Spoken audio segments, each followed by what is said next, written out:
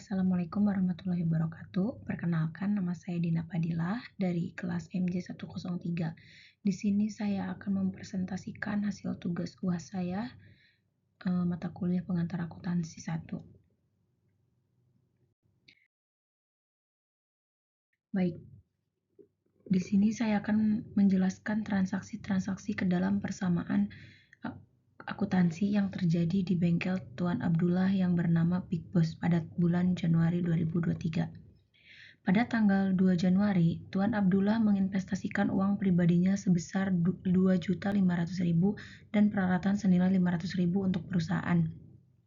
Jika dilihat dari persamaan akuntansinya, 2.500.000 bertambah di kas dan 500.000 bertambah di peralatan, yang artinya kas awal yang dimiliki Tuan Abdullah 2.500.000 ditambah dengan pembelian peralatan senilai 500.000, sehingga total modal atau ekuitas Tuan Abdullah sebesar 3 juta. Nah, di tanggal 4 Januari, Tuan Abdullah membeli perlengkapan secara tunai seharga 150.000. Pencatatan persamaan akuntansinya adalah kas dikredit pada perlengkapan di debit, yang artinya kas berkurang 150.000 dan akun perlengkapan bertambah 150.000. Pada tanggal 5 Januari, Tuan Abdullah menerima pendapatan jasa servis atas usahanya sebesar 200.000 dari Tuan Ali. Jika dilihat dari persamaan akuntansinya adalah kas bertambah 200.000 dan ekuitas bertambah 200.000. Di tanggal 9 Januari, Tuan Abdullah memberi peralatan dari toko mandiri seharga 150.000. Uang dibayar secara tunai 80.000 dan sisanya akan dibayar kemudian hari. Dari persamaan akuntansinya, jumlah harga peralatan bertambah 150.000 dikarenakan Tuan Ali membeli peralatan baru kemudian kas berkurang 80.000 dikarenakan Tuan Ali membayar harga peralatan tersebut secara tunai dan sisanya 70.000 masuk di akun utang atau liabilitas karena Tuan Abdullah akan dibayar kemudian harinya. Di tanggal 12 Januari, Tuan Abdullah menerima jasa servis dari pelanggan sebesar 800.000 secara tunai. Jika dilihat dari persamaan akuntansinya, kas bertambah sebesar 800.000 atas penerimaan jasa servis. Hal ini menyebabkan modal usaha Tuan Abdullah bertambah 800.000 di debit. Tanggal 16 Januari, Tuan Abdullah menerima pekerjaan dari pelanggan atas jasa servis sebesar 500.000 yang uangnya akan diterima 2 minggu berikutnya. Jika dilihat dari persamaan akuntansinya, piutang bertambah sebesar 500.000 atas pendapatan jasa servis Tuan Abdullah. Ini menyebabkan ekuitas bertambah 500.000 atas pendapatan jasa servis yang diterima. Di tanggal 18 Januari, diterima sebagian besar pembayaran jasa servis dari pelanggan pada tanggal 16 sebesar 150.000. Jika dilihat dari persamaan akuntansinya, kas bertambah 150.000 atas pembayaran jasa dari pelanggan. Hal ini menyebabkan berkurangnya piutang usaha sebesar 150.000. Di tanggal 20 Januari dibayar biaya iklan 120.000 dan biaya listrik 250.000. Jika dilihat dari persamaan akuntansinya, kas berkurang sebesar 370.000 atas pembayaran biaya iklan dan biaya listrik yang dikeluarkan oleh Tuan Abdullah. Hal ini juga menyebabkan ekuitas atau modal usaha berkurang sebesar 370.000. Nah, tanggal 23 Januari dibayar gaji karyawan sebesar 300.000. Jika dilihat dari persamaan akuntansinya, kas berkurang sebesar 300.000, begitupun dengan ekuitas atau modal usaha berkurang 300.000. Tanggal 24 Januari dibayar uang perusahaan untuk keperluan pribadi sebesar 50.000. Dalam persamaan akuntansinya, kas berkurang sebesar 50.000 atas keperluan pribadi Tuan Abdullah. Hal ini mempengaruhi ekuitas modal berkurang sebesar 50.000. Tanggal 26 Januari dibayar biaya telepon sebesar 100.000. Jika dilihat dari persamaan akuntansinya, kas berkurang sebesar 100.000 atas pembayaran biaya telepon dan begitupun juga ekuitasnya berkurang 100.000. Tanggal 27 Januari dibeli perlengkapan dari toko megah sebesar 50.000 secara kredit. Dilihat dari persamaan akuntansinya, perlengkapan bertambah sebesar 50.000 dan utang juga bertambah 50.000. Tanggal 28 Januari, Tuan Abdullah menerima pinjaman dari Bank BRI sebesar 3 juta. Jika dilihat dari persamaan akuntansinya, kas bertambah 3 juta atas pinjaman dari Tuan Abdullah di Bank BRI dan utang pun bertambah sebesar 3 juta dari Bank BRI. Jadi, sisa kas yang dimiliki Tuan Abdullah sebesar 5.600.000 dengan total piutang sebesar 350.000 dan total perlengkapan sebesar 200.000 beserta peralatan 650.000. Jika ditotalkan, total aset dari Tuan Abdullah sebesar 6.800.000. Kemudian di akun utang, Tuan Abdullah memiliki utang sebesar 3.120.000 dengan modal 3.680.000. Jika dijumlah utang dengan modalnya, maka menghasilkan angka 6.800.000. Itu artinya total aset dan liabilitas serta modal itu sudah balance. Baik, selanjutnya di sini saya akan menjelaskan transaksi-transaksi yang terjadi pada salon Nyonya Depi per bulan Desember 2024. Pada tanggal 1 Desember, Nyonya Depi menginvestasikan uang pribadinya sebesar 6 juta ke perusahaannya. Jika dilihat dari jurnal umum, kas bertambah di debit 6 juta. Atas uang pribadi Nyonya Depi dan Nyonya Depi is capital atau modalnya bertambah di kredit sebesar 6 juta.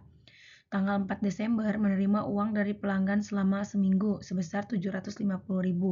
Jika dilihat dari jurnal umum, kas bertambah di debit 750.000 dan service revenue atau pendapatan jasa bertambah di kredit sebesar 750.000 juga. Tanggal 7 Desember, Nyonya Depi membeli peralatan secara kredit di UD Jati Jaya 600.000. Jika dilihat dari jurnal umum, equipment atau peralatan bertambah di debit dan akun payable atau utang usaha bertambah di kredit sebesar 600.000 juga. Tanggal 11 Desember, Nyonya Depi membeli perlengkapan secara tunai sebesar 250.000. Jika dilihat dari jurnal umum supplies atau peralatan berada di debit sebesar 250.000 dan kas berada di kredit sebesar 250.000 juga. Tanggal 18 dibayar biaya listrik sebesar 250.000. Jika dilihat dari jurnal umum, electricity expense atau biaya listrik bertambah di debit sebesar 250.000 dan kas bertambah di kredit sebesar 250.000. Tanggal 21 Desember dibayar biaya-biaya lain sebesar 150.000. Jika dilihat dari jurnal umum, other expense atau biaya lain-lain berada di debit sebesar 150.000 dan kas berada di kredit sebesar 100.000 juga. Di tanggal 25 Desember diterima dari pelanggan atas jasanya secara tunai sebesar 400.000 dan yang belum dibayar sebesar 200.000. Jika dilihat dari jurnal umum, kas bertambah di debit 400.000 dan akun receivable atau piutang bertambah juga di debit 200.000 dan service revenue atau pendapatan jasa bertambah di kredit sebesar 600.000. Di tanggal 28 Desember diterima tagihan dari pelanggan sebesar 100.000. Jika dilihat dari jurnal umum, kas bertambah di debit sebesar 100.000 dan akun receivable atau piutang usaha bertambah di kredit sebesar 100.000 juga. Selanjutnya tanggal 31 Desember dibayar gaji karyawan sebulan sebesar 300.000. Jika dilihat dari jurnal umum, salaries expense atau biaya gaji bertambah di debit sebesar 300.000 dan kas bertambah di kredit sebesar 300.000 juga. Baik, setelah menyusun jurnal umum, langkah selanjutnya yaitu melakukan posting ke dalam buku besar. Nah, ini salah satu contoh postingan buku besar berbentuk T. Baik, di sini saya akan menjelaskan postingan di buku besar.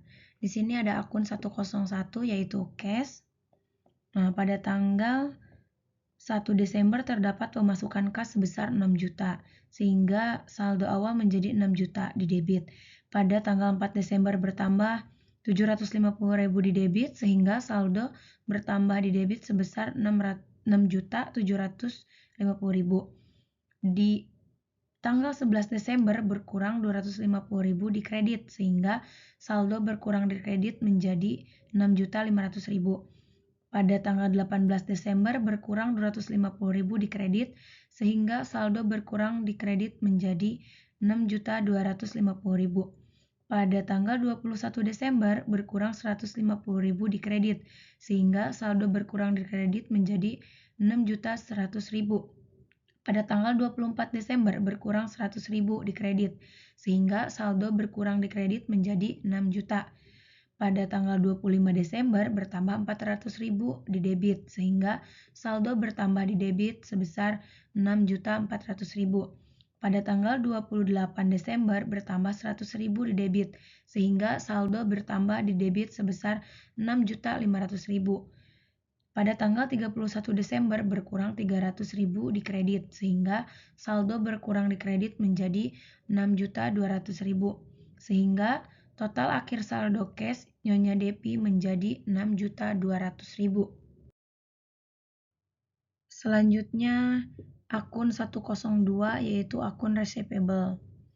Di sini pada tanggal 25 Desember ada piutang bertambah di debit sebesar 200.000 dan pada tanggal 28 Desember piutang berkurang di kredit sebesar 100.000 sehingga saldo akhir berada di kredit menjadi 100.000. Selanjutnya akun 103 yaitu supplies atau persediaan. Pada tanggal 11 Desember ada pembelian perlengkapan sebesar 250.000 di debit sehingga saldo persediaan bertambah di debit. Selanjutnya akun 121 atau yaitu equipment. Pada tanggal 7 Desember ada pembelian peralatan bertambah sebesar 600.000 sehingga saldo berada di kredit menjadi 600.000. Baik, selanjutnya di sini ada akun 201 yaitu akun payable. Pada tanggal 7 Desember ada hutang bertambah sebesar 600.000 di kredit sehingga saldo menjadi 600.000 di kredit. Akun selanjutnya 301 yaitu Nyonya Depi Capital. Pada tanggal 1 Desember pemilik menyetorkan modal bertambah sebesar 6 juta di kredit sehingga saldo modal menjadi 6 juta di kredit. Akun selanjutnya 302 yaitu Nyonya Devi Drawing. Pada tanggal 24 Desember bertambah di debit 100.000 sehingga saldo di debit menjadi 100.000.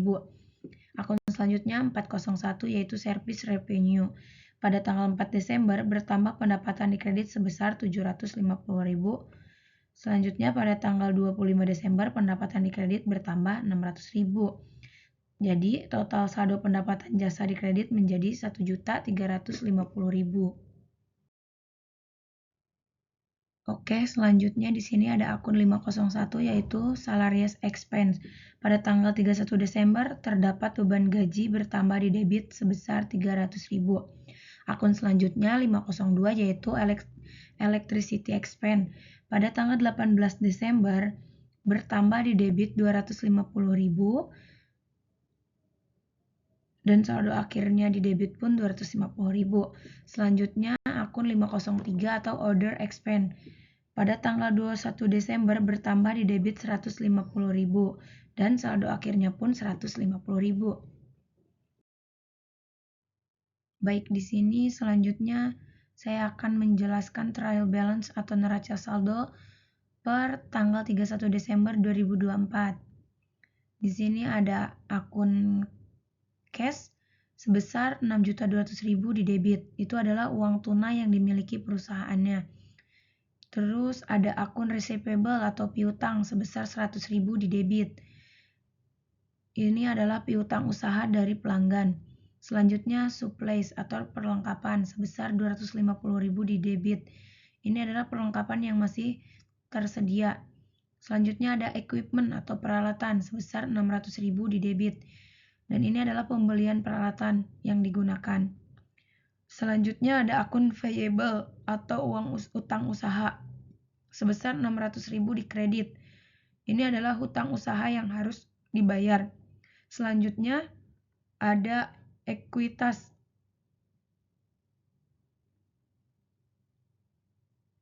Ada ekuitas di saldo kredit atau debit di Nyonya Depi Capital atau modal sebesar 6 juta di kredit, yaitu modal yang diinvestasikan oleh Nyonya Depi.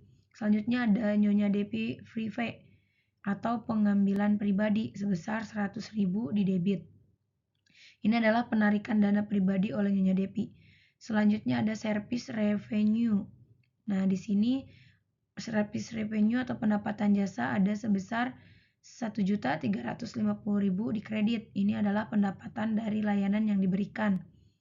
Selanjutnya ada salaries expense atau bisa disebut beban gaji sebesar 300.000 berada di debit. Ini adalah pengeluaran untuk gaji karyawan. Selanjutnya ada electricity expense atau beban listrik sebesar 250.000 di debit. Ini adalah biaya listrik yang dikeluarkan. Selanjutnya ada other expense atau beban lain-lain sebesar 150.000 di debit, ini adalah beban lain-lain. Nah, kesimpulan di sini adalah total debit sebesar 7.950.000 dan total kredit pun 7.950.000. Trial balance seimbang, yang berarti pencatatan dalam buku besar secara matematis benar. Sekian dari saya, kurang lebihnya mohon maaf, semoga bermanfaat. Wassalamualaikum warahmatullahi wabarakatuh.